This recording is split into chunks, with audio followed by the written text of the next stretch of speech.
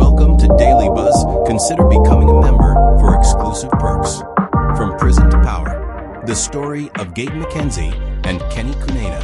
This story begins long before the bullets tore through the Johannesburg night sky. It starts in the 1990s, inside Grootvlei Prison. There, two men cross paths. Gayton McKenzie, a high-ranking member of the feared 20 SAXS prison gang, and Kenny Kunene, a former school teacher convicted for running a Ponzi scheme and armed robbery. Their friendship was forged behind bars, a bond that would later reshape their lives and cast a shadow over South Africa's political and criminal underworld. Upon their release in the early 2000s, the two men rebranded themselves as reformed entrepreneurs. They launched businesses in mining, publishing, and entertainment. Most famously, they opened the ZR nightclub, known for its lavish sushi parties, which earned Kunene the nickname Sushi King.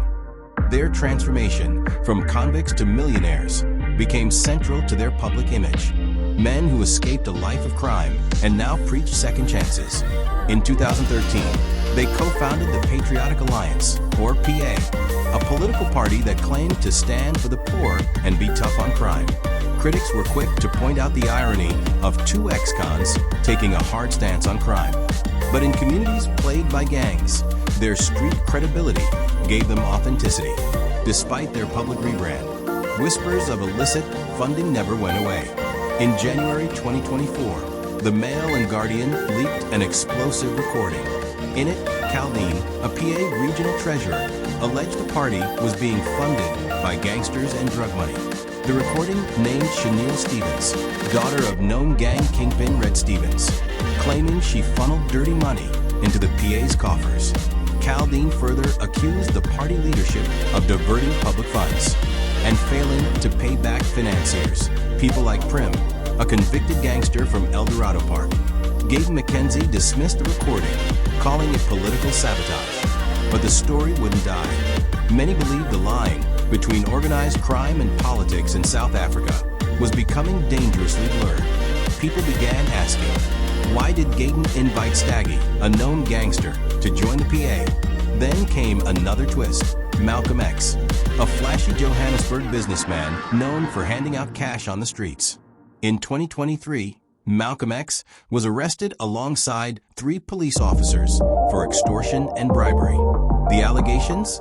He allegedly demanded 1 million rand from a Zambian businessman in exchange for release from custody. He eventually accepted 580,000 rand, a figure that later appeared in court records. One man stood by him, Kenny Kunene. Quietly, Kenny paid Malcolm X's bail of 10,000 rand, telling reporters, "No one helped me in prison. I helped those I believe in." This act of loyalty hinted at deeper connections. Gayton McKenzie and Kenny Kunene claimed they didn't know a man named Malafai, a wealthy Santon businessman later accused of multiple assassinations, including that of DJ Somebody. But business records said otherwise.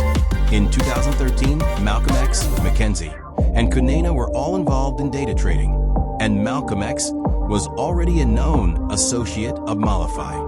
So when Malafai was arrested in July 2025, police found someone unexpected at the scene, Kenny Kunene. Kunene insisted he was there by accident, just accompanying a journalist for an interview.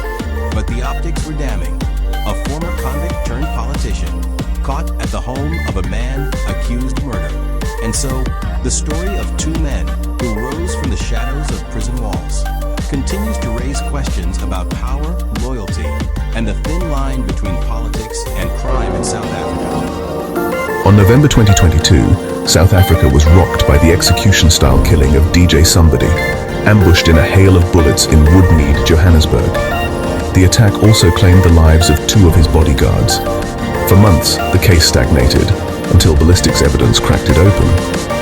The AK-47 used in Somebody's murder was later linked to other high-profile killings: DJ Vintos in Soweto, Don Tindlani on the N1 highway, and engineer Armand Swart in Vereeniging. By mid-2025, police tied these killings to a hit squad allegedly controlled by Katiso Molefe. When Molefe was arrested at his Sandton mansion in July 2025, officers found an unexpected guest inside, Kenny Kunene. Kunene insisted he was there at the wrong place, wrong time. He claimed he was accompanying a journalist to conduct an exclusive interview with Molefe for Africa News Global, a platform linked to his ventures. But the optics were damning. Kunene, an ex-convict turned politician, caught in the home of a man accused of orchestrating multiple assassinations, including that of DJ Somebody.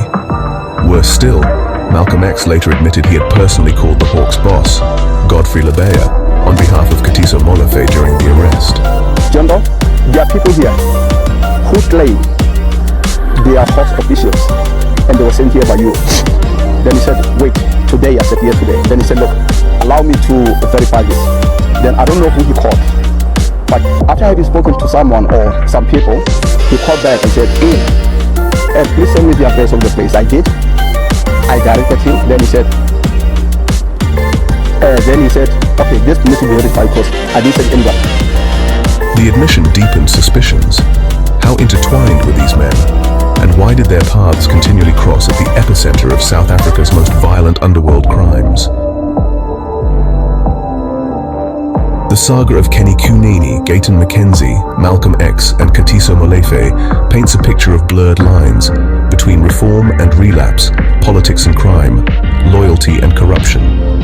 Once hailed as reformed ex-convicts, Kunene and McKenzie now find themselves surrounded by allegations of gangster funding, business ties with accused murderers, and denials that don't withstand scrutiny.